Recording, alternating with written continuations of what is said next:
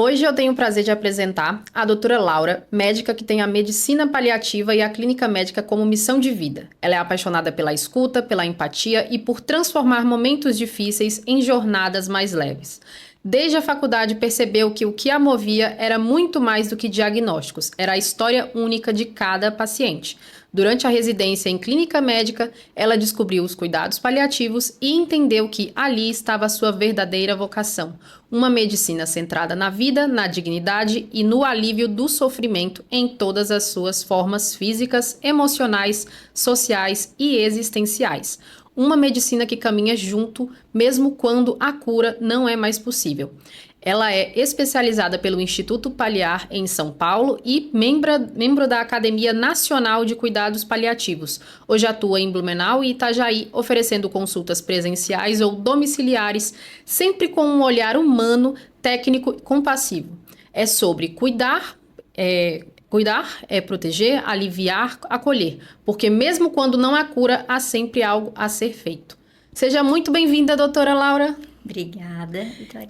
Essa introdução aqui, que foi algo muito importante que eu vi, que estava dentro do seu site, eu só transmutei ela para como se fosse um formato de apresentação e também vi que está em ênfase ali no seu Instagram, como naquela parte ali principal. Essa frase, ela te veio de onde? Eu acho que vem muito do que a gente aprende quando a gente estuda cuidados paliativos, né? Que é uma coisa relativamente recente no Brasil, é a essência do cuidado paliativo e é o meu coração que tá ali também, um pouco.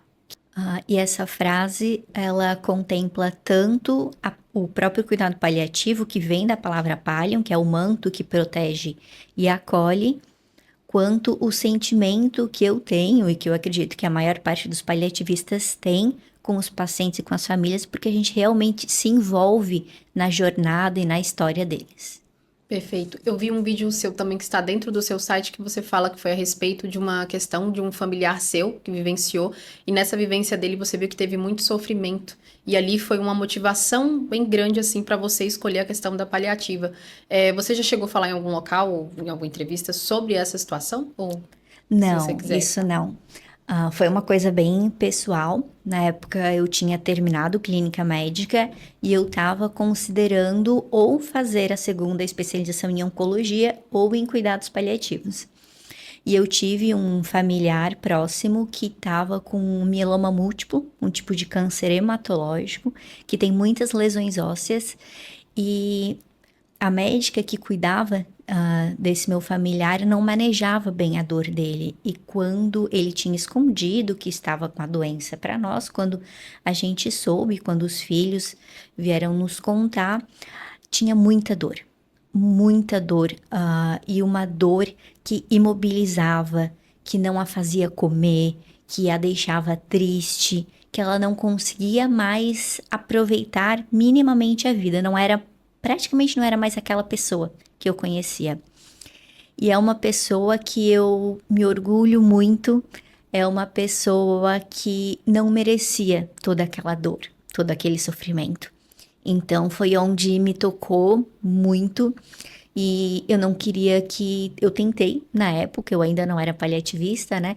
Eu tentei da melhor forma ajudar, mas foi a minha decisão entre oncologia e cuidados paliativos de eu fazer algo diferente, de que ninguém mais passasse por aquele sofrimento como esse meu familiar. Perfeito. Doutora, você diria que independente da dor que a pessoa esteja vivendo, que precisa, no caso de uma médica paliativa, independente da dor, é possível, com um tratamento, silenciar essa dor em questão de sensação que a pessoa sinta, física, vamos supor, como você deu esse exemplo? Sim, com certeza.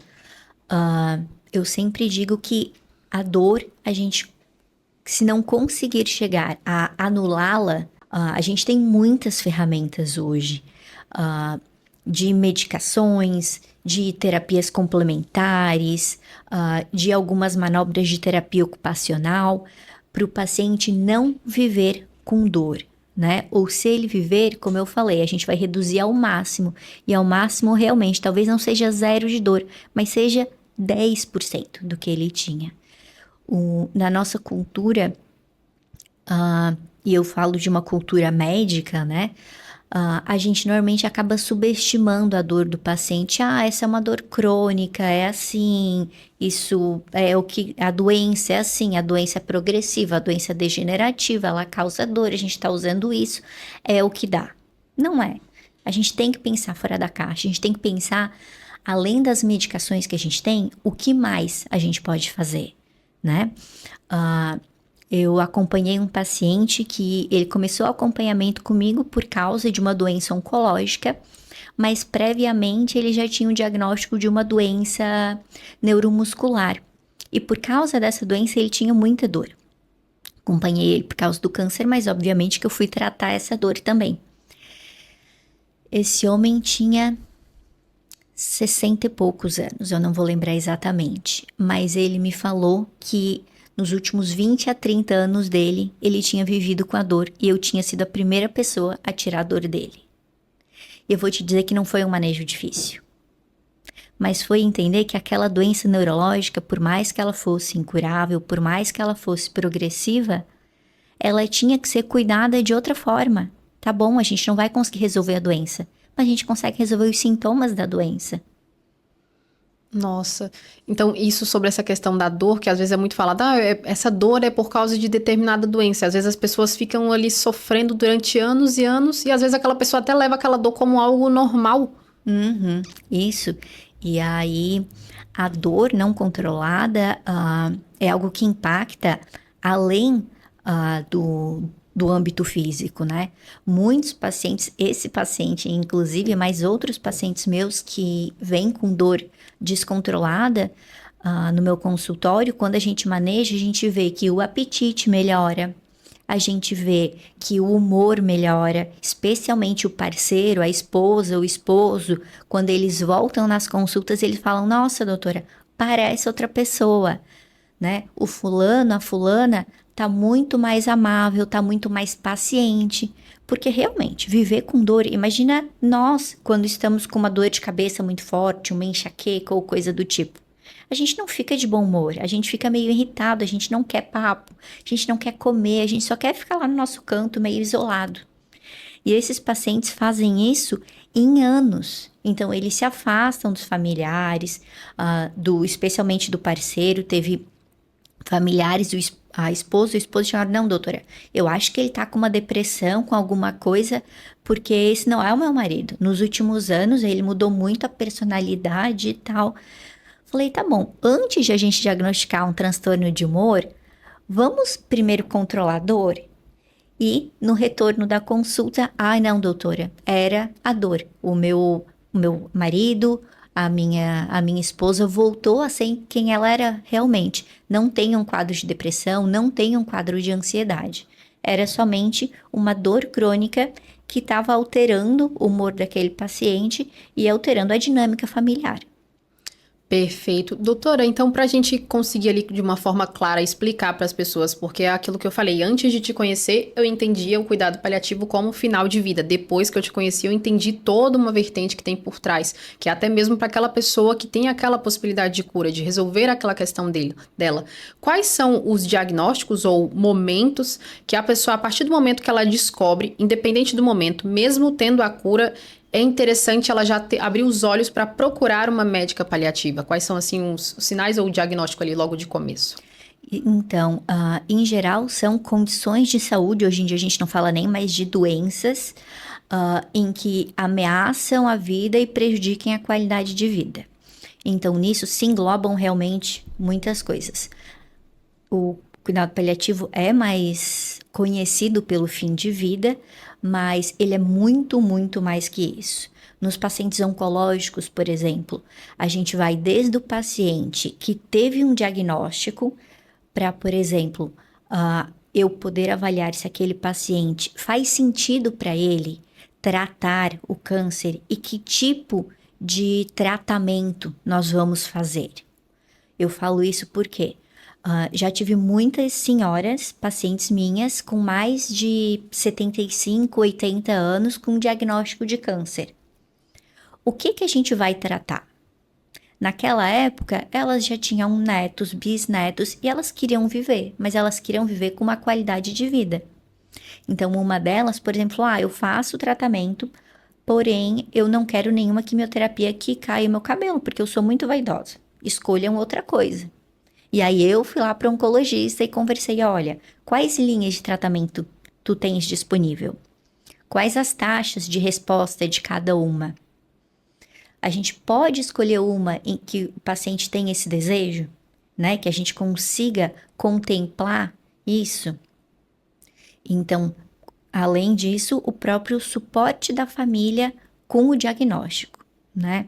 Muitos pacientes, hoje em dia a gente tem muitas terapias anti-câncer, então muitos pacientes, quando descobrem o câncer, tem uma probabilidade alta de cura, tem um panorama favorável, mas o nome da doença câncer é uma coisa que tem um peso muito grande.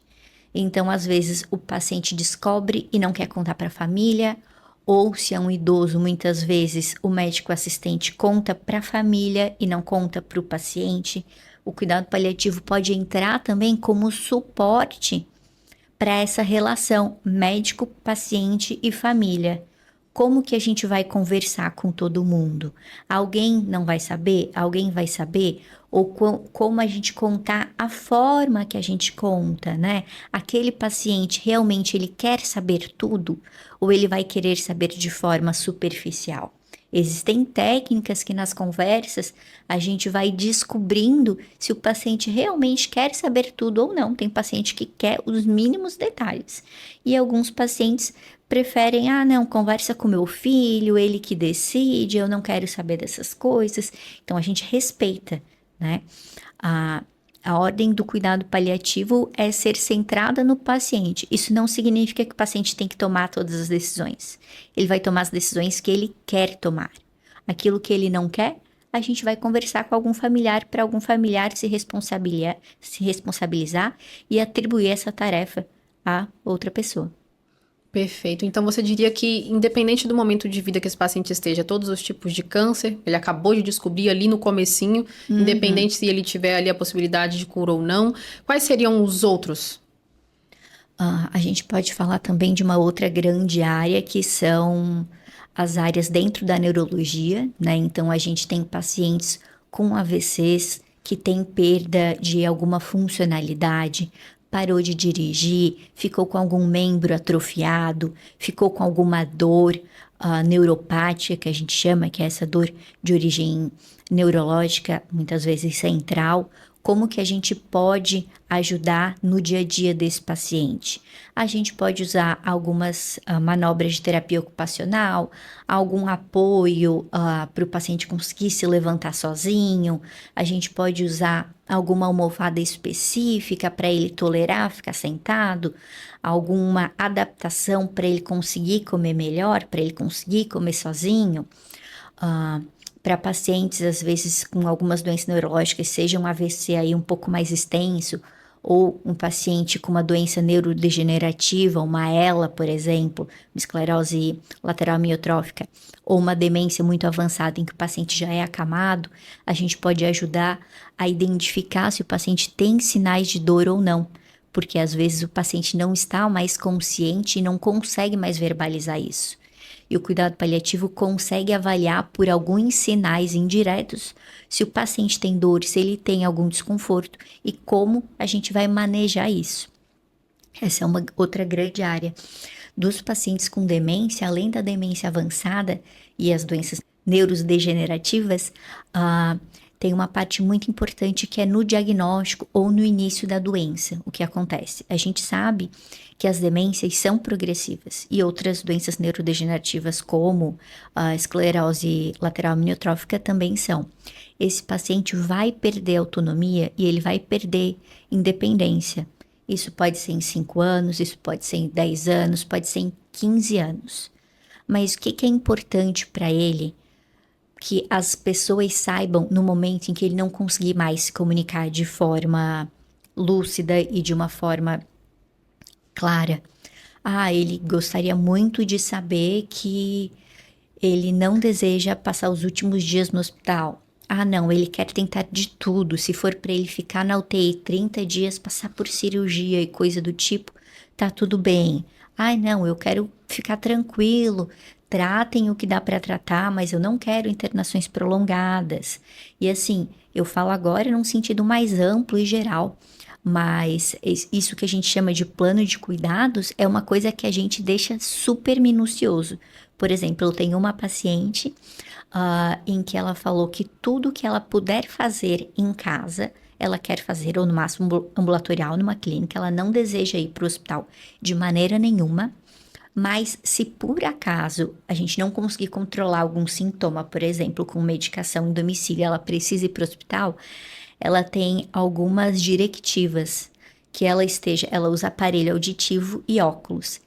E ela consegue se comunicar com o aparelho auditivo, mas o óculos fazendo leitura labial também. Então ela falou, quando falarem comigo, eu quero que eles entendam que eu preciso estar de óculos e de aparelho auditivo, porque senão eles vão achar que eu sou uma velha louca, como a expressão que ela mesma usou, mas vai ser só porque eu não estou entendendo. Porque se eu tiver com os meus dispositivos, eu vou estar entendendo. Então, por exemplo, isso é uma elaboração. E aí a gente escreve um documento falando que a paciente prefere que todo atendimento seja feito em domicílio ou ambulatorial. Em último caso, ponderar algo hospitalar, e no hospital, aí a gente tem algumas dessas recomendações. O paciente gostaria que quando fosse falar com ela, ela estivesse com as órteses, que a gente chama, que são esses dispositivos. Ela gostaria de evitar o maior acesso venoso possível, dar preferência para acesso por hipodermóclise, que é um acessozinho embaixo da pele, que não precisa pegar veia. Então, ela tem todos esses desejos dela, que se em algum momento as coisas piorarem, se em algum momento ela precisar desse suporte, tá tudo ali disposto de como ela gostaria de ser cuidada.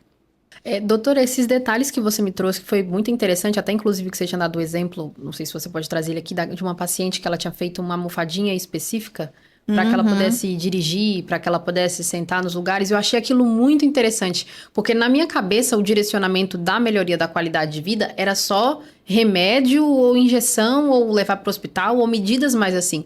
Só que esses detalhes desde como que vocês são os médicos, como que eu posso dizer, que ajustam tudo, né? Desde um detalhe ali dentro do banheiro, tem uma visão meio arquiteta para direcionar algo que a pessoa possa ter mais qualidade de vida para tomar banho, por exemplo. Desde o manejo ali dentro do quarto dessa pessoa, adaptação dentro da casa dela, até mesmo para que ela possa ter uma vida social ou uma vida de trabalho, dependendo da circunstância que ela esteja. Então eu queria que sim, que se você pudesse trazer mais exemplos sobre isso, porque às vezes a pessoa tem esse olhar e essa visão do cuidado paliativo, mas é justamente por não entender essa. Quando você me trouxe essa, eu entendi. Agora eu entendi o que é qualidade de vida, agora eu entendi o que é promoção de vida para a pessoa, para que a pessoa ela passe os momentos dela, independente se tem a possibilidade de cura ou não, mas com melhor qualidade e adaptação. Se você tivesse, assim, as histórias ou alguns casos que você pudesse trazer disso, seria bem legal, que eu acho que vai facilitar muito para as pessoas compreenderem. Da almofadinha que nós tínhamos conversado, eu tenho duas pacientes, as histórias são muito parecidas. Uma, ela tinha uma... Como é que eu vou explicar de forma simples? Ela tinha uma cavidade, um buraco, porque ela precisou remover um tumor próximo ao glúteo e ficou aquele buraco. O tumor era localizado, então com a cirurgia ela já estava curada. Ela faz ainda acompanhamento com o oncologista, mas só repetindo os exames de imagem, ela não precisou de nenhum tratamento extra.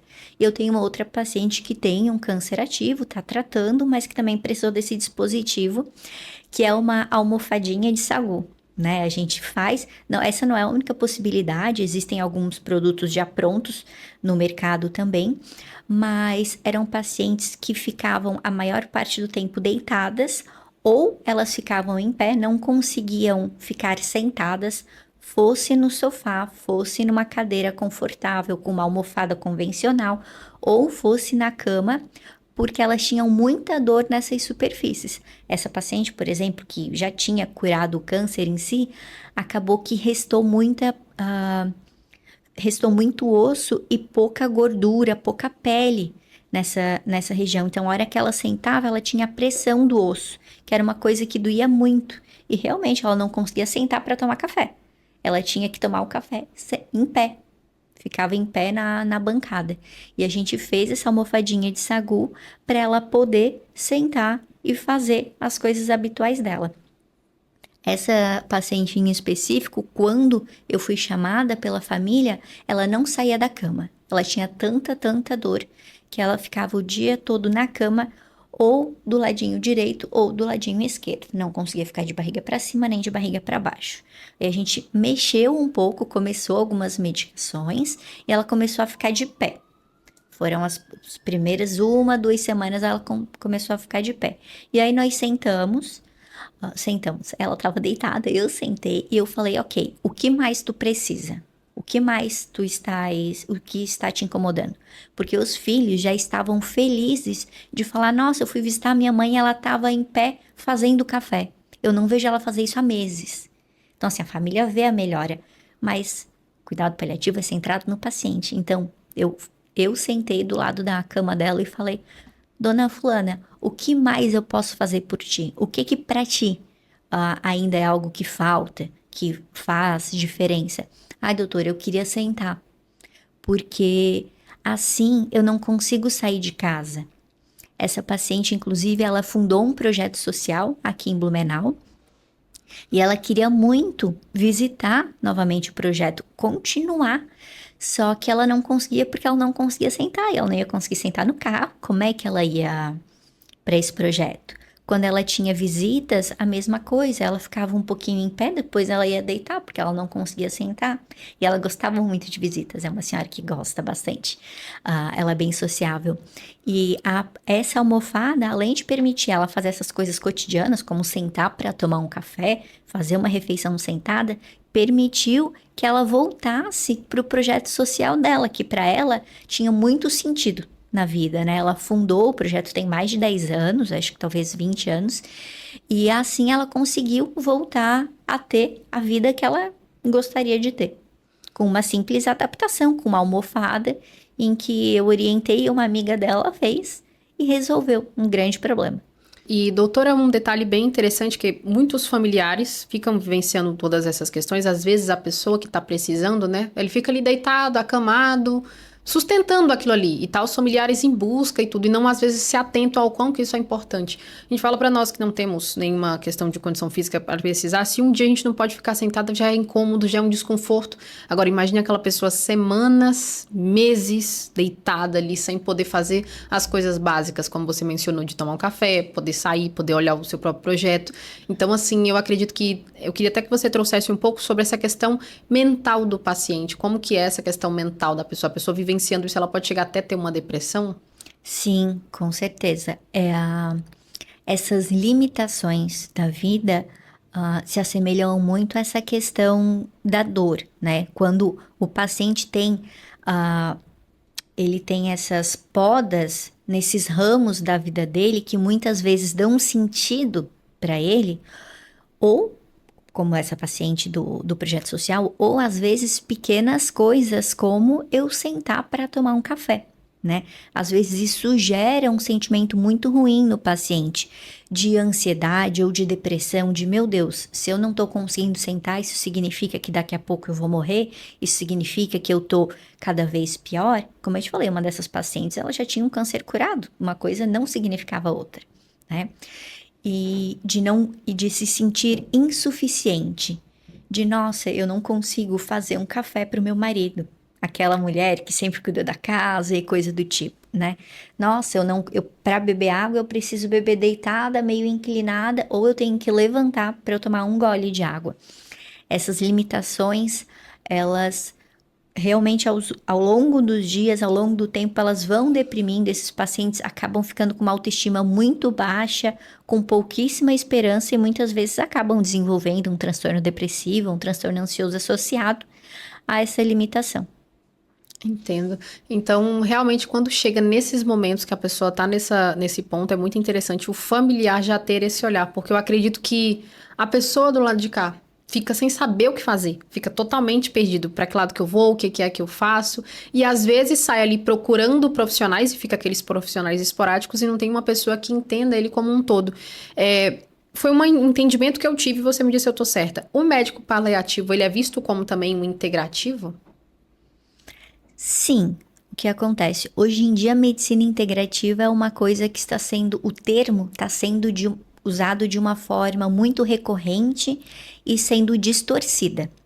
Mas a medicina paliativa e o cuidado paliativo, que ele envolve outras especialidades, né? Um enfermeiro pode ser paliativista, um terapeuta ocupacional, uma fisioterapeuta, uma nutricionista, um fonoaudiólogo, todos eles podem, dentro das suas, né, dentro da sua especialidade, também se especializar, fazer uma subespecialização de cuidado paliativo. A gente chama que é uma medicina realmente integrada, porque muitas vezes eu dou conta de fazer uma almofada, algo que já seja suficiente. Às vezes não, às vezes eu preciso da ajuda do terapeuta ocupacional. Ou às vezes tem um sofrimento do paciente em que é uma dor, mas não é uma dor só física, é uma dor que é um pouco psicológica também. Às vezes é uma dor que o paciente relaciona com algum trauma de infância, algo do tipo. Então, o psicólogo paliativista pode entrar e auxiliar nisso também. E as outras terapias integrativas. Tem muitos pacientes que referem melhoras com aromaterapia, musicoterapia, acupuntura, e realmente há uma melhora do sintoma. Não é algo que vale para todo mundo, são alguns pacientes específicos, mas são abordagens em que o paciente pode ter grande benefício com praticamente risco nenhum. Então, é algo que a gente incentiva dentro do cuidado paliativo. Óbvio, a gente nunca vai abandonar as medicações, que é o nosso fundamento, né? A gente consegue controlar muita coisa com ela, mas às vezes aquele paciente que a gente chega em reduz a dor de 80% para 20%, aqueles 20% às vezes é uma coisa mais de como lidar com isso. Às vezes uma aromaterapia, uma massagem, uma drenagem, algo do tipo a gente consegue resolver. Então, medicina paliativa tem essa característica de integrar vários profissionais da saúde e algumas dessas áreas integrativas nesse sentido de aromaterapia, musicoterapia, reiki, o que for. Uma coisa que eu queria saber, assim, doutora, bem interessante, que eu vi, inclusive, em algumas das pesquisas, é como essas pessoas se afetam em questões de trabalho. Vamos supor que essas pessoas que têm um potencial de cura sobre o medo de perder o trabalho, sobre o medo, às vezes, do parceiro perder o interesse. Como que você lida nessas circunstâncias quando o paciente te traz esses medos? Primeiro, a gente se faz entender do diagnóstico, como essa doença vai evoluir ao longo dos meses e ao longo dos anos, qual é o prognóstico dela, o que a gente espera realmente de limitação, o que a gente não espera de limitação, e a gente ajuda as outras pessoas a entenderem isso também. Tem muitos pacientes meus que eu peço para os familiares virem também, porque o familiar tem muito medo daquela pessoa morrer a qualquer instante, e o paciente não está nem sobre um grande risco, ou ele, não, porque tal pessoa tem esse diagnóstico, então não pode fazer nada, não pode lavar uma louça, não pode fazer isso, aquilo. Então eu sempre peço, traz o teu cônjuge, traz o marido, ou traz a esposa, que a gente vai conversar junto, e aí eu explico para tal pessoa, olha, isso aconteceu, isso não impossibilita tais coisas, isso só vai limitar isso, até nas questões de trabalho também. Pacientes em que eu escrevi cartas para as empresas explicando, olha, fulano pode manter o trabalho, a única restrição dele é essa, ele pode trabalhar presencial, ele pode trabalhar por home office, porque seria uma possibilidade, um paciente que trabalhava com sistemas. Então a gente tenta auxiliar até nisso, porque realmente tem muito preconceito com a palavra câncer, e eu tive pacientes que eu acabei pegando depois, né, mas que eles falaram, o meu patrão, quando soube que eu tive tal diagnóstico, ele me demitiu, porque ele tinha um trabalho mais braçal, mais manual, e ele achou que por causa do câncer e do tratamento, ele não ia conseguir realizar as funções laborais dele, né? Nesse caso, eu acabei chegando depois, então eu só acabei conseguindo ajudar o sofrimento, né, do paciente por ter passado naquela situação. Mas se a gente consegue nisso antes, mais próximo do diagnóstico, a gente consegue ir contornando esses obstáculos, orientando também as pessoas que cercam o paciente, né? Não é só o paciente, é o cônjuge, são os colegas de trabalho, o que esperar, o que não esperar. Ah, se ele tiver isso, o que que é para fazer? Não, tranquilo, isso é normal. Ele vai ter o remédio na bolsa e tal. Ah, não, se for isso realmente, melhor chamar a ambulância. Ele pode ir para casa, talvez ele precise ficar uns dias afastados. Então, tudo isso a gente vai direcionando. Entendi. Então, o que eu achei interessante é que é todo um cuidado. Eu não sabia dessa outra parte, que é de realmente você mesmo ter essa capacidade para mandar uma carta para o trabalho, para trazer essa orientação mais aprofundada para os familiares, para o cônjuge, porque uma coisa que às vezes escuto, inclusive em clínicas de diagnóstico por imagem, que a pessoa descobre ali um câncer, alguma coisa do tipo, ela guarda para si. E ela fica com aquilo ali, ela vai remoendo, remoendo, remoendo, e às vezes a família sabe de última hora, ou às vezes a família sabe em um momento que ela não tem, como é que eu posso dizer, ela não tem mais jeito, não tem mais escapatória, ela já tem que ir pro hospital e todo mundo sabe naquele baque. Então o que que eu vejo é que a pessoa ideal para a pessoa, quando ela acaba de descobrir que ela tem um diagnóstico de câncer, seria um médico paliativo, porque vai conseguir orientar ela tanto como aquilo vai ser agressivo no organismo dela, como também ela vai levar isso para o parceiro, para os familiares, para a questão de trabalho. É como se você vai fazer um processo de inserir essa pessoa na vivência social normal dela, só que com esse diagnóstico, porque às vezes as pessoas ainda têm aquela coisa de câncer, vai morrer, e tem aquele chororô, aquela outra coisa, e se ela contar para a família acaba que vai ser um peso maior ainda para ela, aquela pessoa fica realmente sem saída. Mas eu achei bem interessante esse processo de reinclusão, digamos assim, da pessoa depois do diagnóstico de câncer. Doutora, dentro desse contexto do câncer, né, como a gente mencionou aqui, ele é algo que a pessoa consegue se comunicar, consegue falar, até ali tudo ok. E quando já entra nessa parte do Alzheimer, como que é essa questão do Alzheimer quando o paciente chega para você? Em qual estágio que essa pessoa já está? Em geral, os pacientes com Alzheimer, que é a demência mais comum, os pacientes não, os familiares procuram já numa fase muito tardia, quando os pacientes não conseguem mais se comunicar de forma lúcida, mas eles veem que o paciente tem algum desconforto porque geme, ou porque o paciente está muitas vezes agressivo ao toque, aos cuidados, e aí eles não sabem o que fazer, ou muitas vezes as outras especialidades que dão suporte para a demência acabam também não tendo essa delicadeza do cuidado, e nós acabamos abordando isso de uma forma mais global, de avaliar realmente o paciente, ver o que ele está tendo de sintomas ou não, tratar esses sintomas e explicar para a família. Isso eu acho que é uma das coisas mais essenciais para os familiares dos pacientes que têm demência. De chegar e dizer assim, olha, realmente ele tem tal, né, tal diagnóstico de Alzheimer, essa doença já tem X anos e o seu familiar se encontra nessa fase. O que que a gente espera a partir de agora? O que que é o esperado para esta doença e no estado que tal paciente está, que tal familiar está, o que que deve acontecer daqui para frente? A gente sabe o curso natural de uma demência e dependendo do estado em que o paciente se encontra, se ele está num grau mais avançado ou num grau moderado, a gente consegue prever basicamente o que que vai acontecer.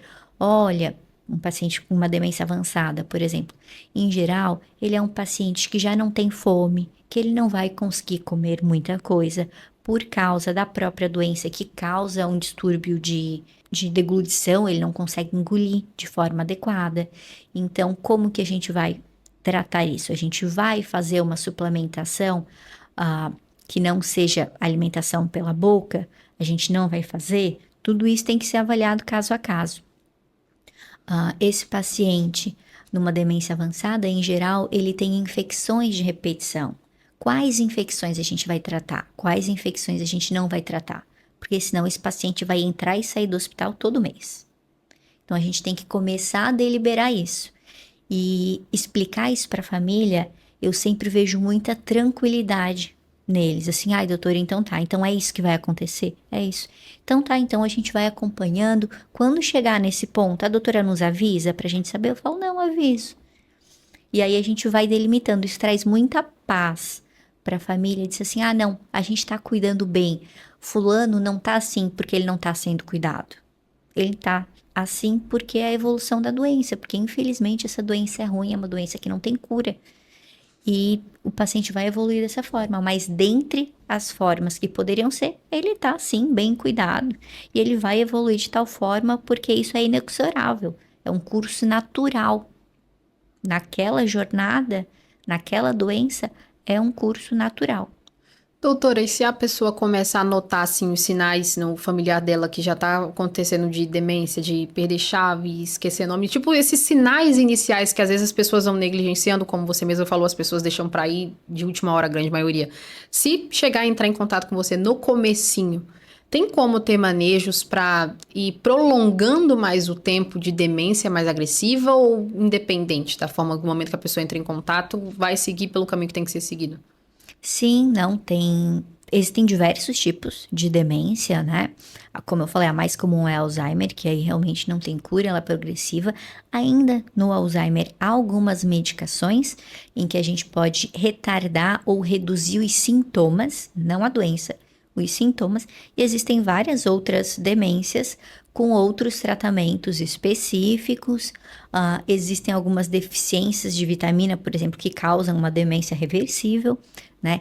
Em geral, quem faz esse diagnóstico mais acurado é ou um psiquiatra ou um neurologista, né? Mas como eu fiz a formação de clínica médica antes, já aconteceu de muitos pacientes. O que aconteceu foi eu tratava o filho da paciente que tinha câncer e ele tinha sintomas de dor e tal, e eu manejava ele. E ele falou, doutora, minha mãe tá meio estranha, assim, assim, assim, tá agressiva, tá esquecendo isso. Posso trazer ela para te fazer uma avaliação? E realmente, ali a gente chegou no diagnóstico. Como eu falei, a minha especialidade de ensino é o diagnóstico da doença, né? O diagnóstico da demência vai ser sempre o complementar. O paciente que tem um diagnóstico de câncer é essencial que ele vá numa consulta com um oncologista, porque depois eu preciso conversar com o oncologista para saber quais opções nós temos para aquele tipo de câncer e como que a gente vai lidar com isso, né? E aí sim eu falar com o paciente, com o familiar e tudo. Óbvio, eu ajudo muito na parte de diagnóstico, num sentido de fazer o paciente entender melhor as opções que ele tem, e entender o que que aquela doença, o que que aquele diagnóstico impacta. Mas existe também o tratamento da especialidade, né? Como eu falei, da demência do neurologista, do câncer do oncologista. O cuidado paliativo, em geral, a gente sempre anda em conjunto com um outro especialista. A gente vai caminhando junto. Perfeito. Doutora, e o que você diria para quem acabou de descobrir um câncer e tá com aquele monte de paradigmas na cabeça?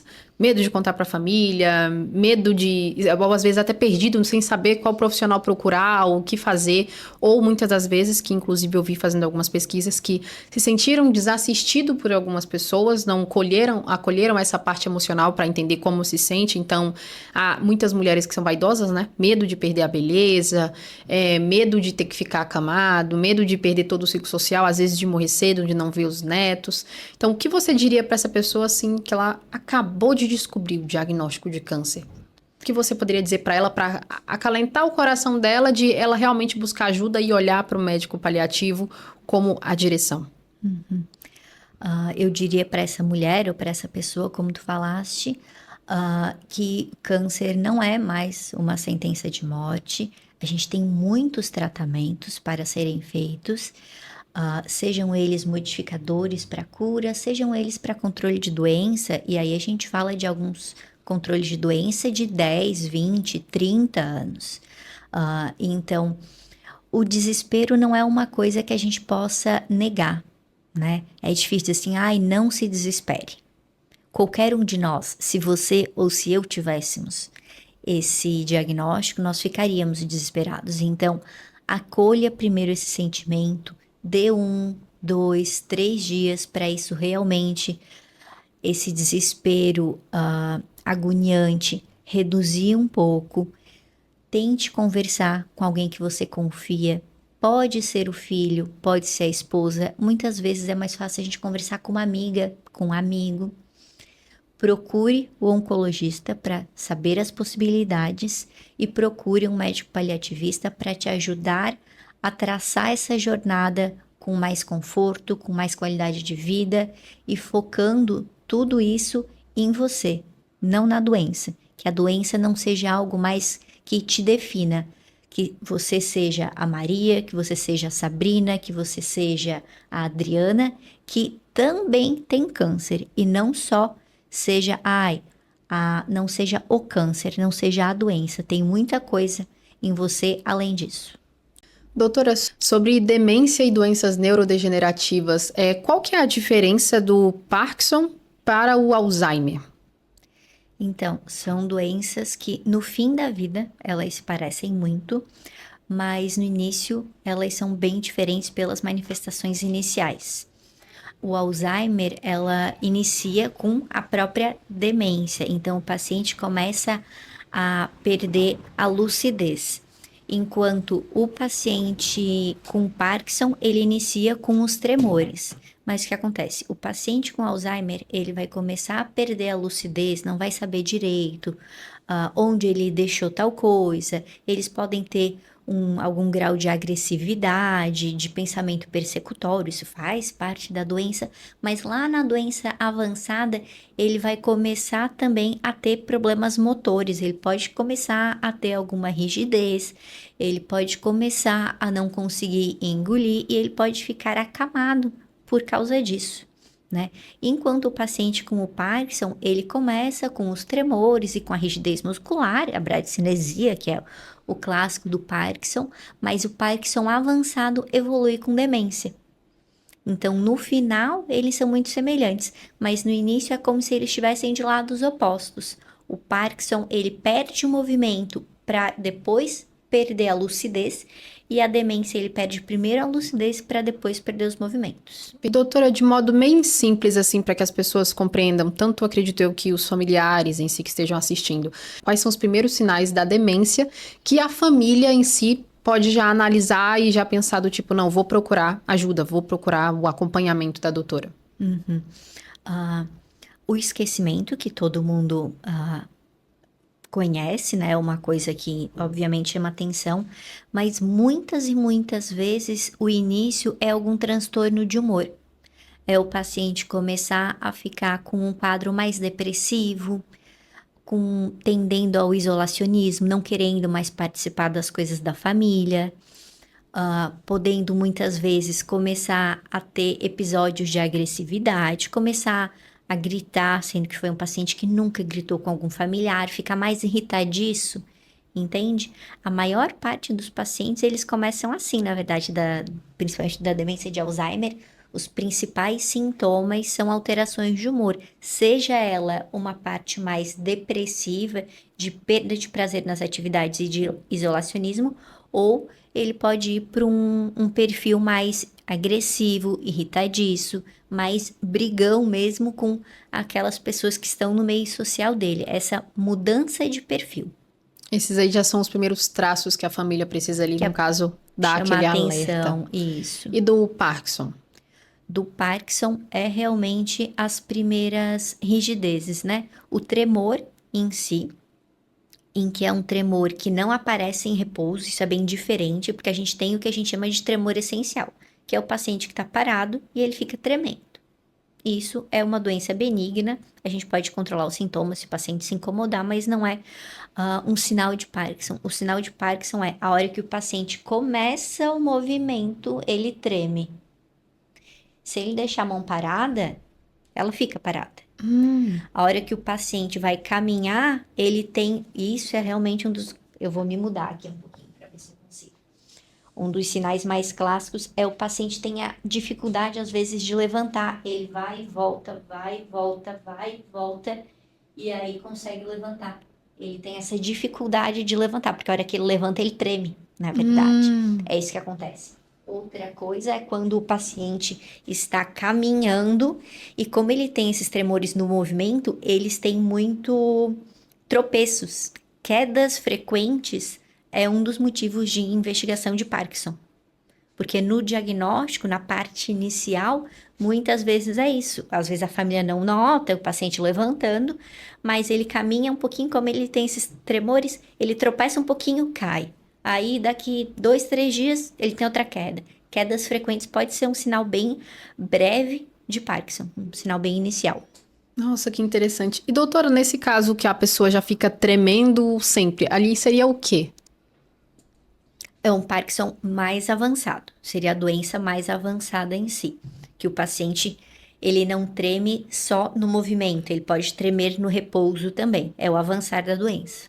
O avançado. Interessante. Nossa, então já vi o avançado, essa queixa do comecinho assim, nunca cheguei a ver, não. Interessante. E adorei as suas analogias, vai ser bem legal pra gente criar uma dinâmica muito boa.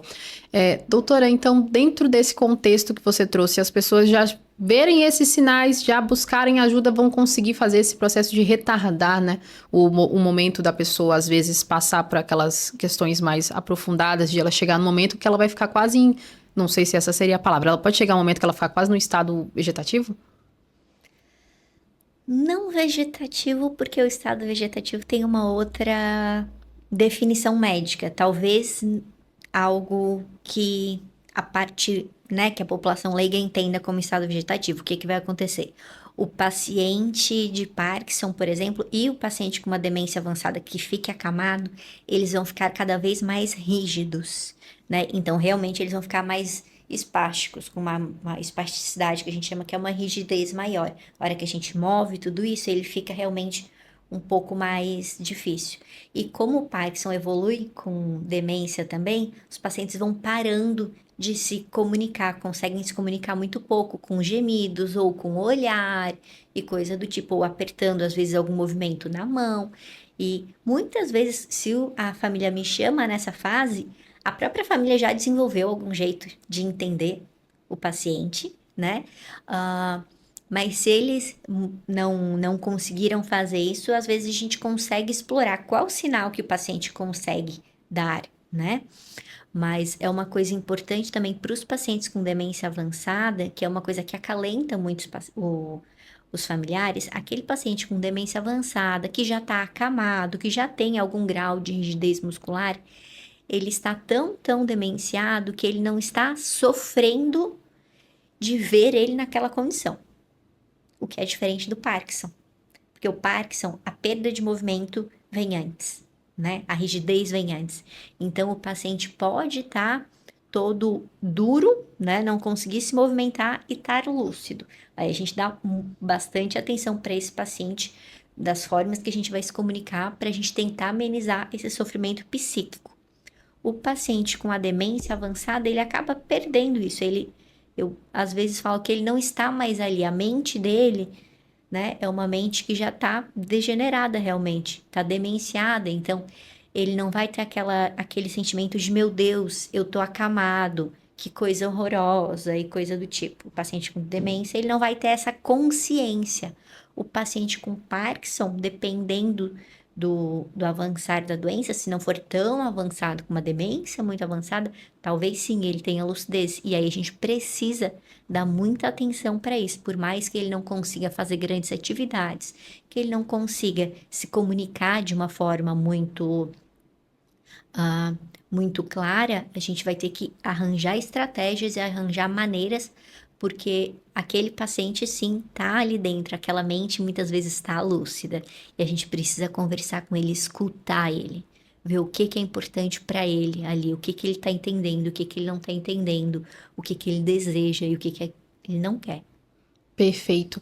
Nossa, doutora, depois de tudo isso que você trouxe, eu vou até olhar de forma diferente para as pessoas de idade agora, assim, da minha família e tudo, porque se a gente for parar para prestar atenção, observar esses sinais do começo é o que vai garantir da gente conseguir promover uma melhor qualidade de vida para essas pessoas. Por quê? Principalmente eu falo porque a gente vê, né, as pessoas já de idade, às vezes eles só vão reclamar de algo quando tá nas últimas ali. Então, se a gente não tiver essa percepção desses detalhes e já de analisar e começar um tratamento, pode ser que essa pessoa vai vivenciar e vai sentir coisas bem desconfortáveis, às vezes a gente vai ficar com aquele sentimento de culpa pelo sofrimento, só que com a orientação sua, no caso, com uma equipe ali em conjunto, trabalhando com essa pessoa que está sofrendo tudo isso, ela pode sim passar por aquele momento que, querendo ou não vai ter como deixar de passar, mas com o mínimo de sofrimento possível. Nossa, muito legal, adorei essa parte. E essa parte dos idosos é interessante também que Às vezes, na medicina, a gente sempre fica procurando uma doença. Por que que o idoso tá piorando? Por que que o idoso tá piorando? Porque ele não melhora, não melhora. E às vezes ele não tá melhorando, ou ele tá perdendo performance, que a gente chama que ele fica menos ativo, simplesmente pela idade, né? As pessoas morrem de velhice. Ela não precisa morrer de um câncer, de uma demência avançada. Elas podem realmente, simplesmente, e aos poucos, o corpo envelhecendo, né? Porque pensa, um paciente de 95 anos, de 100 anos, aquele coração tá batendo há 100 anos. Aquele rim tá filtrando há 100 anos. Então, aos poucos, aquelas células vão cansando. E aí eu normalmente faço uma analogia com os familiares, que é como se fosse uma vela queimando. A vela vai queimando, queimando, queimando, queimando. Em algum momento, quando ela tá lá sobrando só um pouquinho, a chama muda, tem umas labaredas meio diferentes e coisa do tipo, que é o corpo dando sinais de que, olha, eu tô gastando as minhas últimas energias, minhas células não conseguem mais se reproduzir. E é importante isso porque nós conseguimos ajudar esse paciente e ajudar a família nesse período. Isso é muito importante.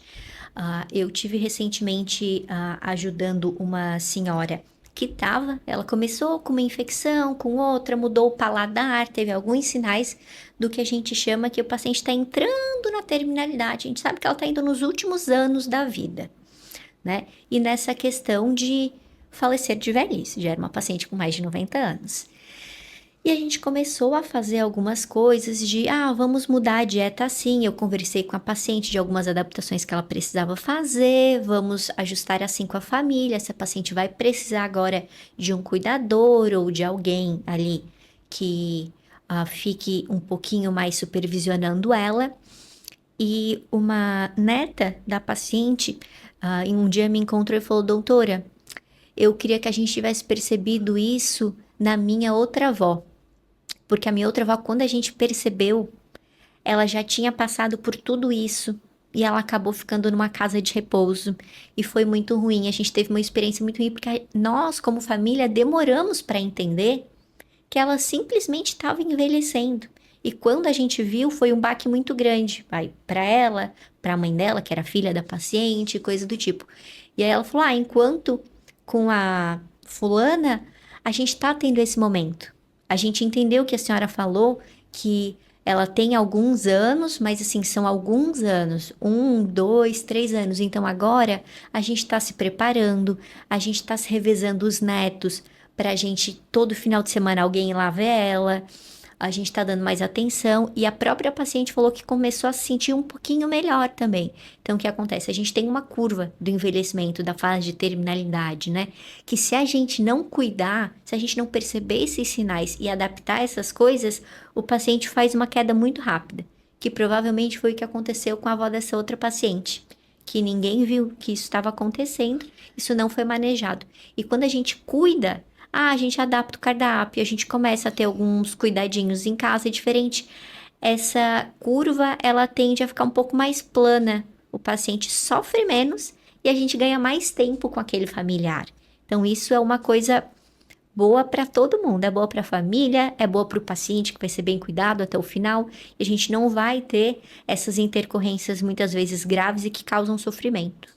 Nossa, doutora, que legal. Eu ia entrar nesse assunto dos 80 a 100 anos, mas assim, eu queria saber de você, qual que é o momento ideal ali, vamos colocar em questão de idade associada com questões que o idoso já deva estar sentindo, que já é interessante ter esse acompanhamento paliativo para que consiga ir até então os anos que essa pessoa vai vivenciar. Às vezes ela pode até ganhar bem mais anos, né? Uma quantidade de anos que a gente nem imagina, que se fosse o processo do decorrer da idade passando, ela, sem cuidar, acaba que tem menos. Quais são os primeiros sinais ali que o idoso vai dando que a família pode se atentar, tipo, não, vamos ter agora uma médica paliativa porque o nosso familiar está realmente precisando e a gente quer uma melhor promoção de vida para que ele fique melhor, viva melhor? Uhum. Normalmente, o que a gente tem de standard é a perda de performance, né? Então, o que é isso? O idoso não consegue mais fazer aquelas coisas que ele gostaria de fazer. A maior parte dos pacientes acima de 80 anos deve ter algum grau de demência, isso por estudos comprovados. Então, se ele começar a ter algum grau de esquecimento, emagrecimento não intencional, o idoso não está fazendo dieta e ele está emagrecendo. Mudança de paladar é uma coisa que a gente vê claramente e também tem estudos falando disso. Os pacientes mais idosos, o próprio envelhecimento cerebral, ele gera um maior apetite por doces. Então, o paciente vai ser sempre aquele paciente que vai querer um bolinho, que vai querer um café, e ele vai começar a rejeitar a carne vermelha, vai começar a rejeitar as comidas de verdade que a gente fala, né? Que é o arroz, o feijão, o bife, coisa do tipo. Então, assim, não tem um critério, é isso. Vai ser a perda de performance, que é o paciente começar a ter esses sintomas de confusão mental, pode ter algum grau de inchaço nas pernas ou de falta de ar, mudança do paladar, a perda de peso não intencional, associado, obviamente, a uma idade avançada, pelo menos acima dos 70 anos. Mas isso é muito, muito pessoal e individual. Tem paciente com 80 anos que anda de bicicleta 10 quilômetros. Tem paciente de 80 anos que está acamado desde os 75, né? Então, assim, não existe uma idade específica, mas esse conjunto, quando a família começa a notar que esse paciente não consegue mais fazer tudo que fazia, ou começou a perder peso, mudou o paladar, começou a ter infecções de repetição. Isso é uma coisa também bem comum. Ele teve uma virose lá, diarreia, vômito. No mês seguinte, ele teve uma infecção urinária. No mês seguinte, ele teve um resfriado. Ele nunca foi assim. Normalmente, a maior parte das pessoas não é, né? A gente não pega tantas infecções. São sinais de alerta de que talvez algo esteja acontecendo e que o cuidado paliativo pode entrar para auxiliar. Nossa, doutora, agora que você me falou todas essas coisas, quando a gente finalizar aqui, a primeira coisa que eu vou fazer hoje é ligar pra minha avó. Porque o meu avô vai fazer 90 anos. E eu nunca pensei nada sobre isso que você falou. E é o que a gente vem notando agora, por exemplo, ele teve uma perca de peso mais brusca, se irritar disso porque não consegue fazer as coisas que ele fazia antes.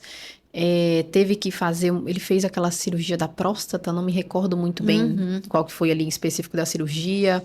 Ele teve parece, sabe, mini AVCs? Não era um AVC completo, de ir pro hospital, mas de reverter. Então, ele foi pro hospital, voltava, ia pro hospital, voltava. Então, ele tá nesse momento, ele vai fazer agora, no ano que vem, 90, cravado. Só que até então, tem uma vida meio que tenta ter uma vivência normal e viaja pra um lado e pro outro, e às vezes as pernas não estão dando mais conta de andar e tudo. E se você não me falasse agora, nunca que eu ia nem entender sobre isso. E olha só que interessante, você trazendo os sinais fez eu enxergar para esse outro lado daqui.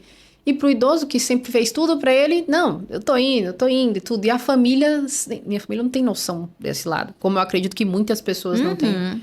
Eu vou ligar para minha avó hoje e vou falar com ela sobre isso. Sim. Muito interessante. A gente começa a identificar isso. Eu comecei também a identificar isso em alguns familiares meus. Falei, opa, tal pessoa tá apresentando isso.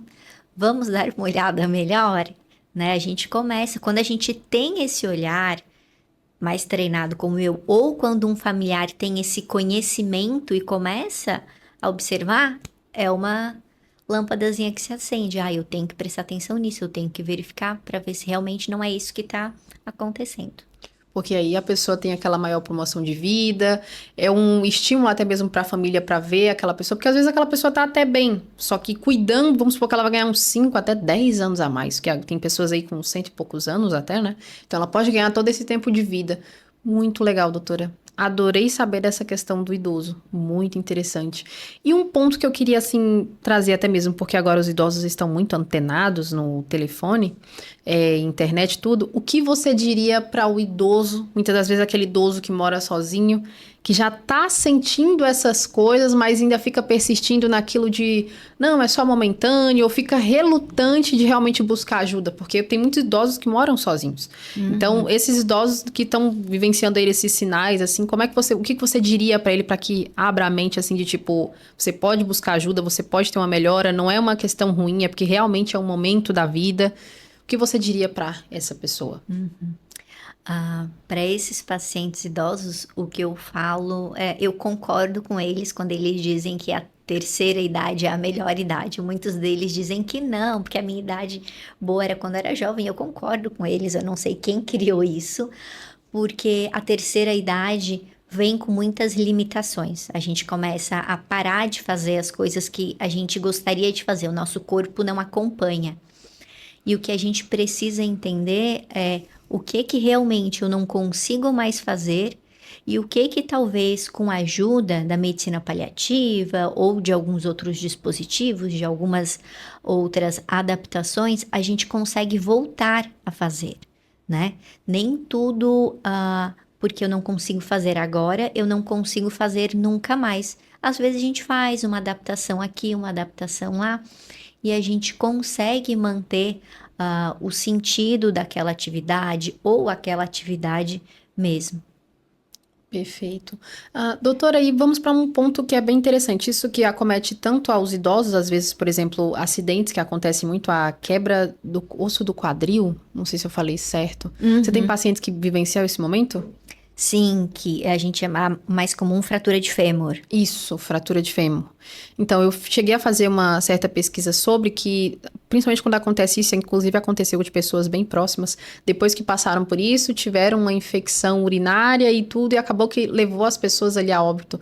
Então, eu queria que você trouxesse ali a importância do idoso, né, assim, no momento, principalmente quando ele já se fratura, de ter esse acompanhamento paliativo para evitar outras circunstâncias. E também, por que que acontece isso, de, às vezes, acarretar uma coisa e já vir uma sequência de outras?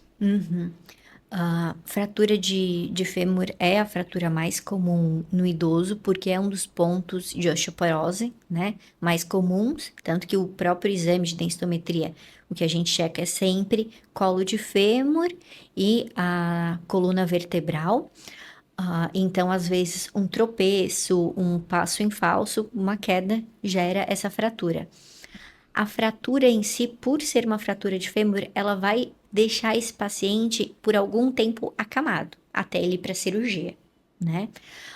Dependendo do sistema de saúde, talvez ele demore para ir para cirurgia, ele não vai no mesmo dia ou no dia seguinte. O fato de ele ficar dentro de um hospital, que a gente sabe que o hospital tem os seus riscos, tem infecções e tudo, e ele ficar paradinho, ele tem maior risco de tromboses nas pernas, que podem evoluir para, por exemplo, uma embolia pulmonar e ser algo fatal. Obviamente, a gente usa medicações para isso não acontecer dentro do ambiente hospitalar. A gente chama algumas medicações profiláticas, mas elas não previnem 100%. Elas previnem muito, mas não 100%. A mesma coisa da urina. O paciente está mais parado, ele não consegue levantar para ir no banheiro, porque ele está com o osso quebrado. Então, ele normalmente usa uma sonda, né, para poder fazer xixi. E essa sonda é um plástico, um silicone, em que fica ali um pouquinho de urina parada. E essa pequena questão da urina parada na região, que é uma região genital, porque a bexiga em si é para ser um órgão estéril, né, não ter bactéria nenhuma. Mas a região ao redor, não. A região ao redor, a gente tem região genital, a gente tem região perianal, que é uma parte mais contaminada, que tem naturalmente bactérias. Então, aquele plásticozinho, aquele silicone que está ali na uretra, ele sai e fica, por exemplo, num saco coletor. As bactérias da região podem subir e infectar. E aí sim fazer uma infecção em um paciente que já está debilitado, porque ele já está acamado, às vezes está com uma dor não tão bem manejada, já não está comendo bem. E aí a gente tem essa série de intercorrências, essa série de desfechos ruins. O cuidado paliativo, ele entra para ajudar a tomar as decisões que fazem sentido nesse cenário. Por exemplo, é uma senhora que fraturou o fêmur, mas ela tem uma insuficiência cardíaca, um problema de coração muito grave, ela não aguenta anestesia. A gente não vai poder fazer a cirurgia de correção de fêmur. A gente vai ter que fazer o que a gente chama de tratamento conservador, que é o manejo da dor e tentar ir mobilizando esse paciente conforme ele for tolerando. Não, é um paciente que não tem nenhuma comorbidade, o ortopedista vai lá e vai operar. Perfeito. Quais cuidados a gente pode ter pós-operatório para isso não voltar a acontecer, né? Porque idoso muitas vezes cai, então... E aí aquelas adaptações da casa.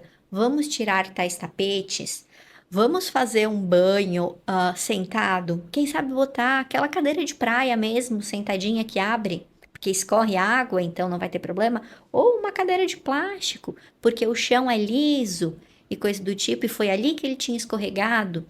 Ah, vamos ver se na casa não tem pequenos degraus que isso fazem o paciente tropeçar de forma mais fácil. Vamos, quem sabe, fazer umas rampinhas menores, colocar em alguns locais apoios de braço para o paciente não ter mais quedas. Vamos tirar essa sonda de demora, que é essa sonda que fica com o saquinho coletor, e vamos colocar aquela só na hora que ele precisa fazer xixi.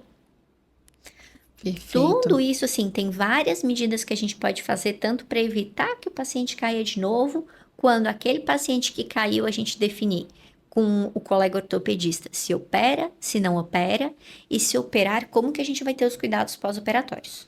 Perfeito, doutora. Nossa, muito legal. Inclusive, isso aqui serve até de um alerta já de início para que já faça essas adaptações em casa, até antes de ter alguma coisa, para evitar, né? Eu vendo isso, lembrando, meu avô subindo um monte de escadaria em cima de um taco, assim, de um negócio querendo pular, e 90 anos, meu Deus do céu. Agora você falando, eu tô aqui, tá? Agora tem que ter esses manejos pro antes, né? Dá até para prevenção. Doutora, para fechar, eu queria só que você falasse a respeito de um assunto também que você trabalha, que é bastante comum, inclusive, que é pessoas que sofrem acidentes, né? Que às vezes perdem um membro ali, precisa amputar uma perna, precisa amputar o pé, a pessoa que passou por, às vezes, um acidente automobilístico ou um acidente de trânsito. Como que é, na verdade, esse seu manejo de trabalho dentro desse contexto, a pessoa que se acidentou?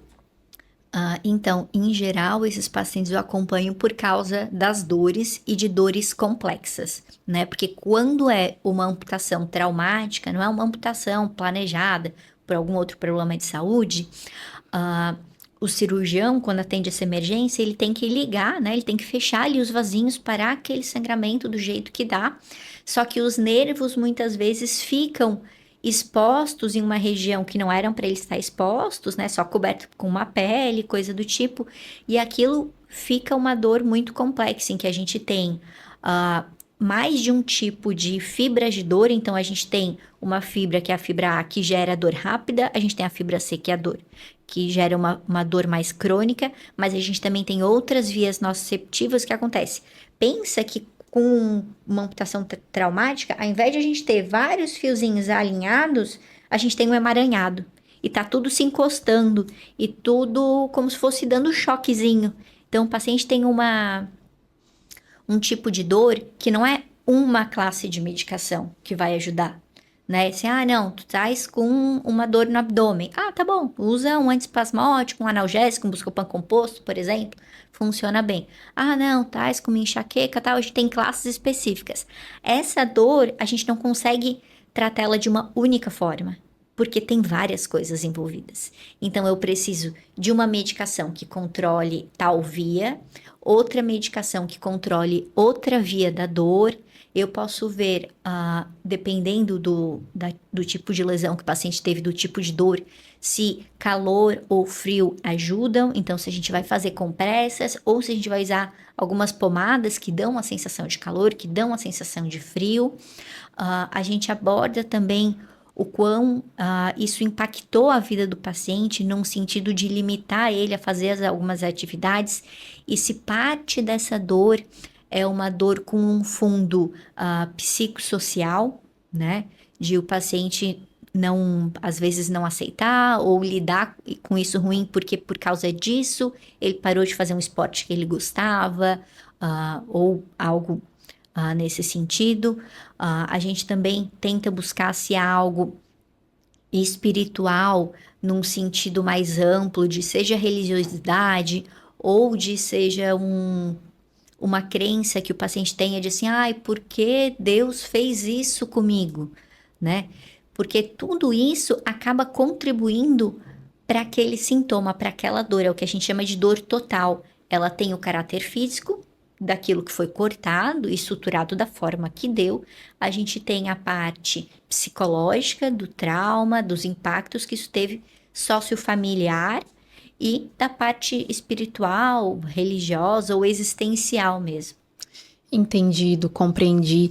E essa pessoa, quando acontece isso, que ela vai para o hospital, o profissional, vocês já são acionados no questão da medicina paliativa? Ou como é que essa pessoa sabe que vocês, profissionais, conseguem promover isso? Ou melhor dizendo, às vezes a pessoa sai do hospital, passou por esse acidente, é direcionada para casa, essas pessoas têm esse conhecimento de que tem um profissional que facilita, alguém encaminha? Como que funciona?